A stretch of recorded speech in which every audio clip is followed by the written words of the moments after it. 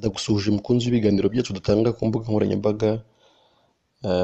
Ni Emile Nshimiyimana muvugana, umuvugabutumwa bwiza, ariko nkaba mu by'ukuri n'umujyanama ukugira inama y'ubuzima, ukugira inama y'uburyo wabaho neza, ubuzima bwuzuye buva ku Mana, ubuzima budatangwa n'isi, ahubwo ubuzima Imana yageneye umuntu wayo akwiriye kubamo. Mukunda rero kutwumva mu biganiro bitandukanye tunyuza kuri groupe IJURU NTIRIKORERWA cyangwa se kuri channel IJURU NTIRIKORERWA. Niba utarayikandaho subscribe, wabikora, wareba channel IJURU NTIRIKORERWA TV ukakanda subscribe, ukajya ubona inama z'ubuntu tuguha zijyanye n'ikimana igushakaho, ariko byose biganisha ku mibereho yawe myiza, wenda itandukanye n'iyo washakishije mu mbaraga zawe ugasanga ntiyuzura. Dutanga ibiganiro rero kuri channel turi benshi, abavandimwe batandukanye, uzajya wumva amazina atandukanye, ariko twese tuba tugamije ikintu kimwe.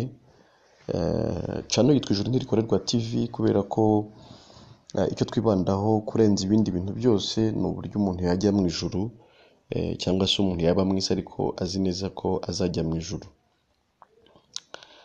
Impamvu ni uko biri kose, ibyo wakora byose, ibyo wageraho byose mwabona ubuzima, imbaraga zose washyiramo, achievements zose wazageraho, inzozi zawe zose wakabya, jya wibuka ko byose birangirira mu rupfu. Ubwo rero iyo niyo mpamvu mu by'ukuri tunareba kure tukarenga ku kuba umuntu yabaho neza hano mu isi n'inzira byanyuramo, ariko tukagera no kuba mu by'ukuri umuntu nyuma ya byose yagira iherezo ryiza, akaba yabona ubugingo buhoraho. Ndabakunda rero, ndabifuriza ibyiza byose. Niyo mpamvu y'ibi biganiro byose, nta yindi mpamvu ni ukugira ngo nanjye mu gihe cyanjye mfashe benshi, kuko nanjye nzi ko nzava hano, uretse ko njye nzi nanone aho nzajya ko ari heza, ariko byibura no mu gihe mfite hano, ayo mahirwe mfite yo kuba ndi mu isi, nyabyaza umusaruro wo kuba nawe nakugezaho ibyiza namenye, yo kuba mu by'ukuri nawe wagirirwa ubwo buntu, ukaba mu isi ubanye n'Imana amahoro, ariko hanyuma ya byose ukazabona ubugingo buhoraho. Wenda nyine iyi foto ishobora kugutera kwibaza byinshi, ushobora gutangira wenda kwikanga ukavuga uti se ibi ni ibiki, ariko iyi foto nyine iragaragaza ubuzima bwa muntu.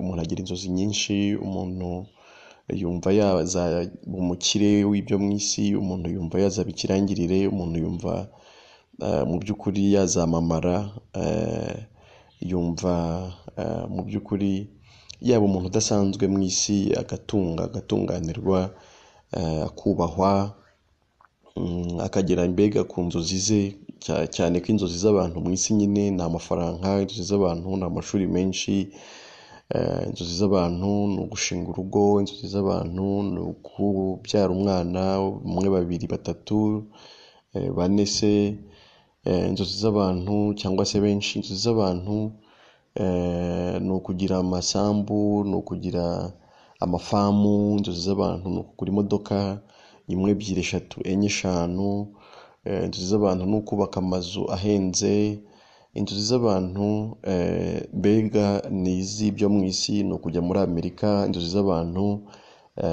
mu by'ukuri ni ukujya mu Burayi, inzozi z'abantu ni ukujya mu Bushinwa, ni ukuba umucuruzi ukomeye urangurira Dubai cyangwa mu Bushinwa, inzozi z'abantu undi nawe akifuza kuva ku rwego yari ariho akagera ku rundi rw'ubucuruzi. Inzozi z'abantu ni gukomeza indi niveau d'étude, niba nararangije segonderi noneho nanjye nkiga kaminuza kugira ngo hatagira n'uzansuzugura. Inzozi z'abantu niba narize kaminuza nkagira niveau ya A1, nuko nazakomeza nkabona amahirwe yo kurangiza A0. Inzozi z'abantu nuko niba nararangije A0 ngomba gukora masters. Inzozi z'abantu nuko niba narakoze masters ngomba gukora doctora cyangwa se PhD. Inzozi z'abantu nuko niba narakoze PhD muri field runaka cyangwa se mu gisata runaka cyangwa se mu masomo ajyanye n'ibintu runaka, noneho nahindura nkajya mu yandi, nkanagira nyinshi zitandukanye, nkandika ibitabo byinshi, ngakora ama research, nkamenyekana. Inzozi z'abantu mu by'ukuri ni bene izo. Inzozi z'abantu ni ukuba umuhanzi ukomeye, nkaba umuhanzi mu rwego rw'igihugu, nkaba umuhanzi mu rwego rwa East Africa, nkaba umuhanzi mu rwego rw'isi, nkaba umuhanzi uzwi cyane, ukurikiranwa n'abantu benshi ku mbuga nkoranyambaga. Inzozi z'abantu nuko nagira byinshi. Inzozi z'abantu nuko namenyekana cyane. Inzozi z'abantu mbese ni bene izo ngizo n'izindi nyinshi cyane ndashobora kurondora. Inzozi z'abantu nuko nakwambara mu buryo runaka ku buryo aho nyuze hose barangara. Inzozi z'abantu nuko nakwisiga amavuta ameze gutya, akangira gutya ku buryo ngira isura imeze itya. Hari n'abatekereza no guhindura imibiri akaba mu by'ukuri uko yavutse ameze atari ko yamera. Mbese ni bene izo abantu bafite inzozi zigiye zitandukanye, ariko zose ziganisha ku isi gusa. Ariko nyine biratangaza kuba umuntu atatekereza atari ko se hanyuma yabyo bizagenda gute. Iyo hanyuma yabyo rero niyo ngira ngo mu by'ukuri noneho tunarebere hamwe, twe kureba gusa iby'akanya gato, ahubwo tunarebe hanyuma y'ibyo byose hazakurikiraho iki. Ese ujya ubitekereza ko uzapfa, ubitekereza ko mu by'ukuri uko waramba kose utazumira ku isi, ugutekereza ko icyubahiro ufite uvuga se ufite ugifite ariko mu gihe kigenywe runaka kidashobora kuzarenga. Ugutekereza ko mu by'ukuri uzapfa hawe ntihibukwe, abakwemeraga ntibakwemere kubera ko utakiriho, abagukundaga mu by'ukuri bakakwibagirwa. Mu by'ukuri nawe ibyo wiratanaga byose ntubu ukibifite. Ese nyuma yaho wumva ubuzima bwawe buhagaze bute? Wateganije iki? Wumva bizagenda bite? Niyo mpamvu nyine kucyo nahereyeho natangiye mvuga ko groupe yacu cyangwa se channel yacu, uretse ko dufite na Facebook page nayo yitwa IJURU NTIRIKORERWA TV, tugira na WhatsApp group yitwa gutyo. Ko wabishaka nyine yanatwandikira cyangwa se akaduhamagara tukamushyiraho. Nimero wakoresha ni 0784425057. uri hasi nyine uri hanze y'u Rwanda washyiraho kode z'u Rwanda, ubundi ukatuvugisha tukaba twagushyiraho. Icyo nendaga kuvuga rero gikomeye kuruta ibindi bintu byose nuko nyine twibanda cyane ku iherezo ry'umuntu. Iherezo rirahari. Akenshi umuntu yibuka ko azapfa uko yagiye gushyingura umuturanyi cyangwa uwo biganye cyangwa n'inshuti ye yo mu bundi buryo cyangwa se umufamiliye, ariko yavuye yarabyibagirwa akagira ngo ni igikorwa cyabaye kuri runaka, ni ibyo yagize ibyago, aruhukira mu mahoro. Niko abenshi twandikaho ku ma status y'abantu mu gihe abantu bacu bagiye, tugashyiraho RIP. Ariko se wowe ubitekerezaho iki? Ujya wibuka nyine ko nawe iryo ari ryo herezo, niryo herezo. Ingano y'ibyo ufite byinshi bike, ingano y'icyubahiro ufite cyinshi gike, byose amaherezo nayo ngayo, nuko nawe uzabisiga ukagenda. Aho uzajya rero hakwiye kuba ari heza. Ukwiye kuba uri mu isi uzi neza ko mu by'ukuri iherezo ryawe ari ryiza imbere y'Imana. Ariko se ni iki cyatuma nyine iherezo ry'umuntu riba ryiza imbere y'Imana?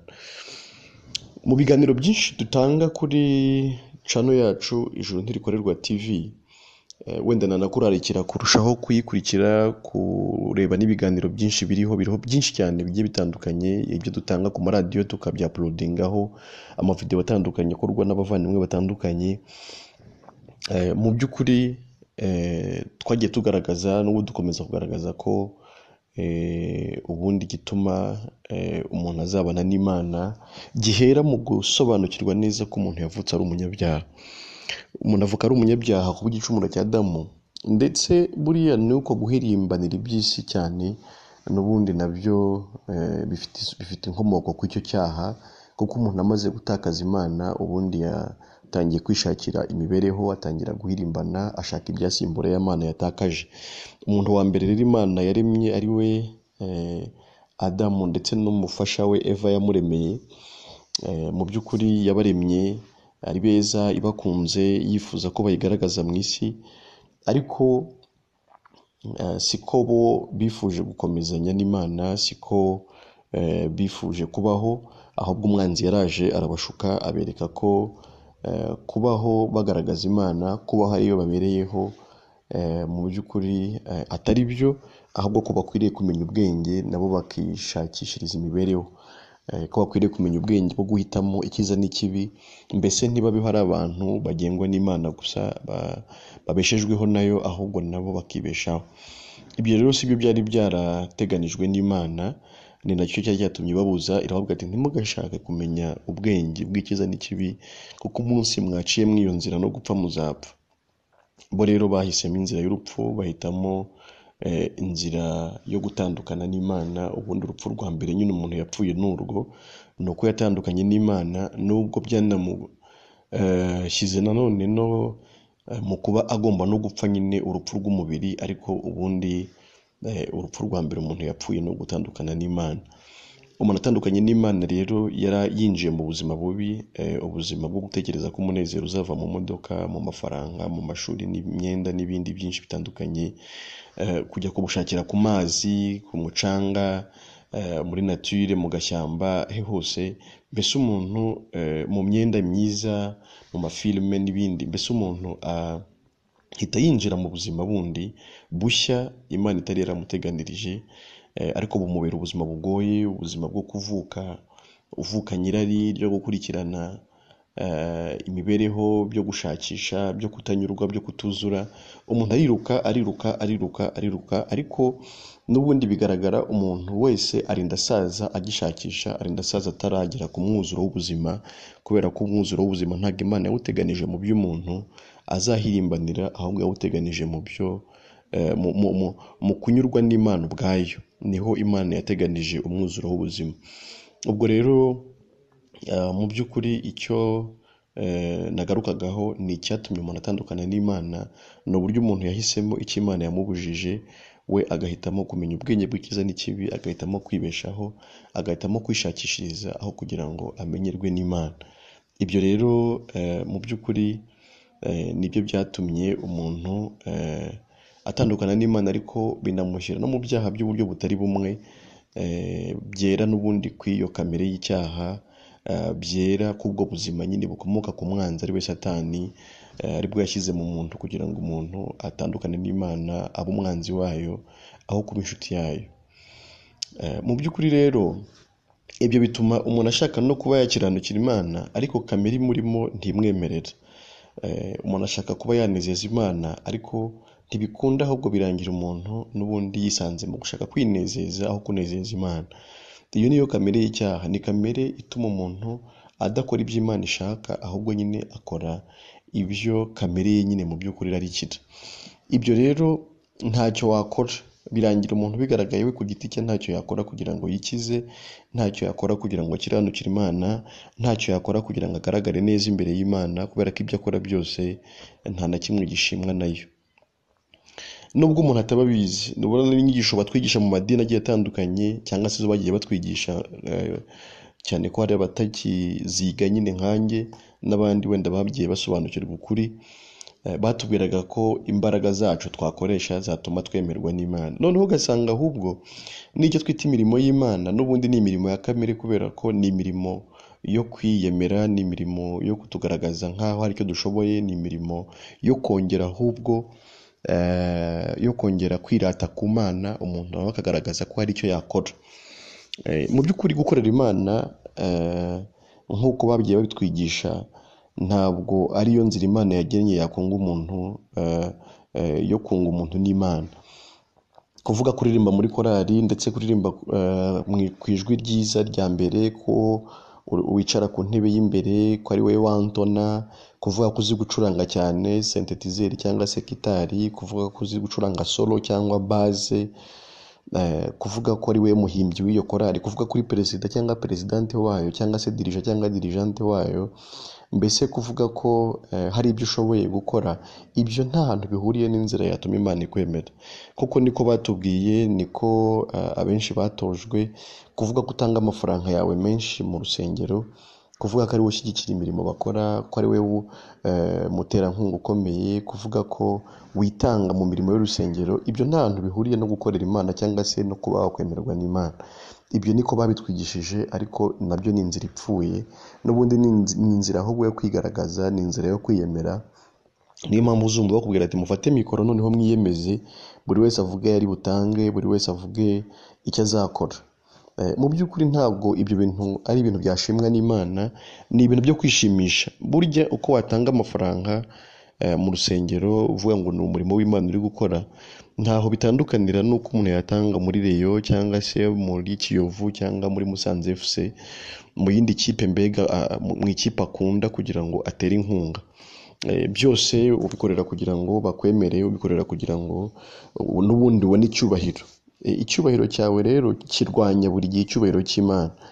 Kuvuga ngo twasohoye alubumu ya mbere, ngo turashaka gusohora alubumu ya kabiri, kuvuga ko dufite iniforume nziza ya korali, kuvuga ko dukwiye no kugura indi kubera ko iyo twari dufite kijyanye n'igihe, kuvuga ko urusengero rwacu rutarimo amakaro, ko bityo tujyanye n'igihe, kuvuga ko abandi bari kubaka insengero za etaje ko twasigaye inyuma. Ibi byose ni irari rya kamere, nta hantu bihuriye no kubaha Imana cyangwa se kuyubahisha. Ariko utabizi we atekereza ko ari inzira yo kubaha Imana cyangwa se ko ari inzira yatuma ashimwa n'Imana, ariko ibi byose birapfuye. Birapfuye. Icyo navugaga, icyaha cyangije umuntu ku buryo n'ibyo yatekereza agiye gukorera Imana mundi birangira mu by'ukuri ahubwo ari byo kwigaragaza, ari byo kwiyemera, kuvuga ko uri umunyamasengesho ukomeye, kuvuga ko uri umukozi w'Imana ukomeye, kuvuga ko wemerwa n'abantu, kuvuga ko uri umuhanuzi uhanurira abantu. Mu by'ukuri nubwo buhanuzi reka mvuge ko ari ntabwo, mu by'ukuri guhanurira abantu amaviza, amamodoka, amazu, ibyo n'ubundi ni ibya bindi bya kamere z'abantu. Ahubwo icyo gihe uri umukozi wa Satani, wo gushuka abantu, wo kubagumura, wo kurushaho gufumbira irari rya kamere yabo. Ariko mu by'ukuri ntabwo ari Imana iba yagutumye, si Imana ituma abantu bene ibyo. Impano y'Imana ni ubugingo buhoraho muri Kristo Yesu. Ntabwo impano y'Imana ari amafaranga, ntabwo impano y'Imana ari amazu, ntabwo impano y'Imana ari amashuri, ntabwo impano y'Imana ari ibyo bintu byose. Ibyo ni ibintu byo mu isi nyine abantu bakeneye hano bagomba no kubona, kandi ntibabibone ku rugero rumwe, nta na rimwe abantu bazabinganya. Ubwo rero kandi ntabwo ubibona ari uko baba babimuhanuriye, ahubwo ubibona nyine kubera ko wagiye mu nzira yabyo. Mu by'ukuri ugiye muri ibyo ugatekereza ko wenda abahanurirwa ari bo batunzi, wakwiba, ndetse uzasanga no guhanurira nawe ubwe ntabyo afite, ahubwo ari we abicunzemo, ariko ukaba utabizi, ukaba wagira ngo mu by'ukuri ni umuntu ahubwo Imana ikoresha kugira ngo wowe ugire ibyo ugeraho, ariko ahubwo ni umuntu ugamije nawe kugira ibyo agutwara, ariko akoresheje kukwereka ko hari ibyo yaguhesha. Mbese ni nko kuvuga ati ndagufasha kubigeraho, noneho tubigabure, cyangwa se nanjye ugira icyo ungeneraho. Ibyo rero byose birapfuye. Iyo ntabwo ari inzira y'Imana. Inzira y'Imana si iyo ngiyo rwose. Ubwo rero nk'uko twagiye tubivuga mu biganiro bitandukanye, ariko n'ubu nyine nkaba nabigarukaho, inzira ya muntu irapfuye. Nta bikorwa bya muntu byamuhesha kwemerwa n'Imana, ahubwo kugira ngo umuntu yemerwe n'Imana, Imana niyo yatanze umuti w'icyo kibazo, iwutanga muri Kristo Yesu. Kristo niwe waje mu isi aturutse mu ijuru. We ntiyaca kuri Adamu twe dukomokaho, aza ari Mwuka Wera, w'Imana yinjira muri Mariya kugira ngo avuke yambaye umubiri. Mariya asama inda y'umwuka wera, noneho abyara Yesu Kristo, kugira ngo Yesu Kristo noneho aze gucungura wa muntu woramye, aze gucungura wa muntu wagiye kure y'Imana, wa muntu udashobora gukiranukira Imana ngo bikunde. Noneho Yesu aba ari uza gukiranuka mu cyimbo cyacu, araza akora ibyo tutashoboye gukora, araza atunganya ibyo tutashoboye gutunganya, ariko agamije kugira ngo noneho atugire abatunganiye Imana. Gutungana kwa Yesu rero niko kuduhesha kuba intungane imbere y'Imana. Ibyiza Yesu yakoze nibyo tubarwaho, tukaba tubaye beza imbere y'Imana. Ntabwo umuntu aba mwiza ku Mana biciye mu byiza we yakoze, ahubwo umuntu aba mwiza ku Mana biciye mu byo Yesu yakoze, noneho ibyo akaba ari byo ubarwaho, noneho bikakugaragaza neza ku Mana nk'aho ari we wabikoze. Umucunguzi ubundi nicyo bivuze. Mfashe urugero rwo mu bisanzwe, mu by'ukuri uramutse umpaye igipatane ngomba gukora, tuvuge wenda nk'umurwiyemezamirimo wenda upatana kubakisha n'urugero, yapatanye inzu akagaragaza ko, cyangwa se ikindi gikorwa akagaragaza ko wenda se ni amashuri cyangwa ni ikiraro cyangwa se n'ibindi, ni mu muhanda, akagaragaza ko we narangiza kubaka icyo kintu wenda se uzamwishyura amafaranga ya nayo. Mu by'ukuri si ngombwa ngo abe ari uza yirirwe ku ishansiye yubaka, ahubwo we ashaka abamwubakira, noneho barangiza kubaka we akagenda agahembesha nk'aho ari nayo wabikoze. Dufashe rero urugero nk'urwo, byumvikana ko wowe icyo urebaho ni uko umurimo wawe wakozwe gusa.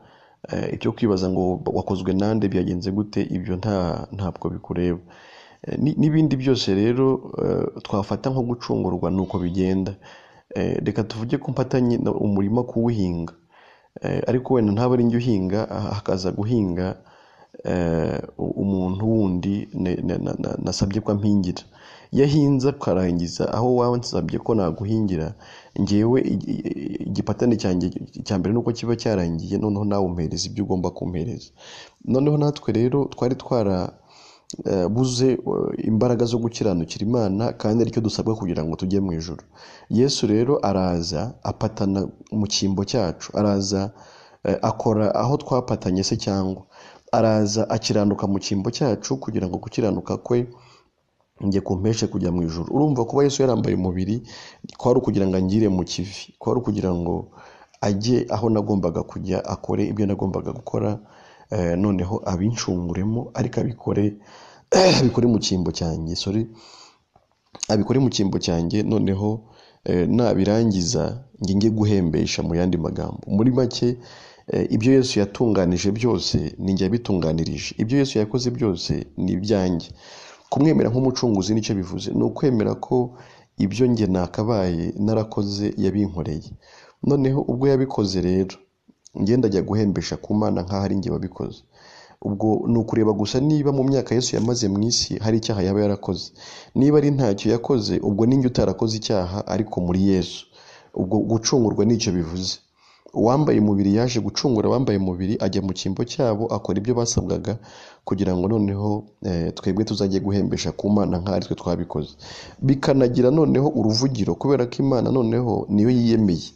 Imana niyo igiye kwemera ibikorwa n'ubundi byayo yakoze, kurusha uko yakwemera ibikorwa bya wa muntu wayigomeye. Urumva ko igituma Imana buri gihe ikubwira ko uri umunyabyaha, ni uko n'inzira ushaka yo gukira n'ubundi uyishakamo. Wowe mufitanye nayo ikibazo, urugaragaza kandi ko ibyo ukora ari byiza, kandi yari yakubujije kurya ku giti kugira ngo mu by'ukuri utazaba mubi. Ukiryaho rero uyisuzuguye, ufata uwo mwuka w'icyaha, none uri kwigaragariza ko muri uwo mwuka wo kwigomera wayikuriramo ibintu nanone yashima. Urumva ko bidashoboka, ahubwo wa mwuka wo gukiranuka, wa mwuka wayo, imbuto wabyaye ariyo Yesu, niyo yagaragaje n'ubundi umusaruro wo gukiranuka. Bivuze ko iyo wemeye gukiranuka kwa Yesu, noneho uba wemeye iby'Imana yakwemera, kubera ko mu by'ukuri niyo yabikoze. Ibyo yakoze rero byirabyemera. N'ubundi n'Imana ifuha, ntago yemera iby'abantu ahubwo yemera ibyayo byonyine. Ubwo rero iyo wemeye ko Yesu yakiranutse mu cyimbo cyawe ukakirwa gukiranuka kugaragaza imbere y'Imana, niko gukiranuka kuzuye. Na niyo tike burya y'ijuru, nirwo rwandiko tuzagenda mu ijuru, ni ugukiranuka kwa Yesu duhabwa ku buntu iyo tumwizeye. Mu by'ukuri rero icyo nicyo cyitwa gucungurwa. Iyo niyo nzira y'ijuru, kandi urumva ko yoroshye kuko nta byawe usabwa, nta mirimo yawe izamo, ahubwo imirimo yawe irateshwa agaciro kugira ngo wemere ibyo Yesu yakoze. Naho mu by'ukuri inzira y'ubukire, inzira y'icyubahiro cyo mu isi, inzira yo kwemerwa n'abantu, ibyo bintu byose nanone nyine ni ibintu bishira, ariko ukwiye kumenya nanone icyatuma nyuma y'ubu buzima uzabaho neza. Ubwo simvuze ko gushaka amafaranga ari bibi, no kwiga si bibi, no kugura imodoka si bibi, no kugura isambu, no kubaka amazu, no kwiga n'ibindi byose ntabwo ari bibi, ahubwo reba neza nanone ikibirusha agaciro. Mu by'ukuri ubwo ushaka iby'agaciro kenshi nakurangira rero ikibiruta byose kugira ngo nacyo ugihe agaciro. Agaciro iherezo ryawe, agaciro icyo Yesu yagukoreye kugira ngo ukire, agaciro umusaraba wa Yesu, agaciro mu by'ukuri ubuzima bwa nyuma y'ubu, kubera ko byanze bikunze nawe urabibona ko uzapfa.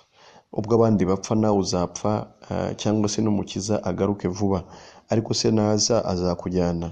Icyo nicyo ngira ngo dutekerezeho, twe kurangazwa n'isi cyane, twe guta umwanya cyane, ahubwo turebe mu by'ukuri iherezo ryacu. Iyaba nyine umuntu yamenyaga ubwenge yakwitaye ku iherezo rye. Mu by'ukuri rero ni inama ndimo kukugira, ni inama nagira umuntu w'inshuti, ni inama mu by'ukuri iruta izindi, ni inama mu by'ukuri yubaka ubuzima bwawe, kandi ni inama izaguha no kubaho mu isi neza, kubera ko n'ubundi ntabwo ibintu warundanye byaguheresha amahoro. Bibiliya ivuga ngo nta mahoro y'umunyabyaha, niko Uwiteka Imana yanjye ivuga. Ubwo rero witekereza ko n'ubundi iyo nzira urimo ari inzira y'amahoro. Ntabwo ari inzira y'amahoro.